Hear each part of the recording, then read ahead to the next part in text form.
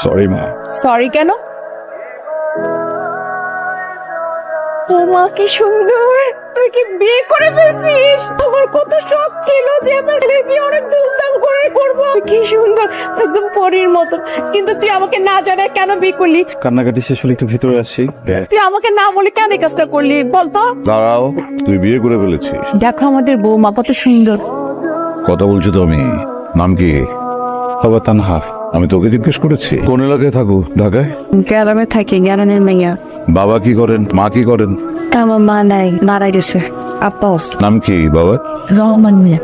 তানহা, আমি কিছু লোক পালি যারা আমার হয়ে কাজ করে, আর সেই লোকগুলো ওদের কাজের জন্য আবার কিছু লোক পালে। সেই দলে তোমার বাবা ওই যে রহমান মিয়াও কাজ করে। আমার ছেলের মাশাআল্লাহ রুচি আছে বলতে হবে। বাবা অনেক বেশি হয়ে যায়।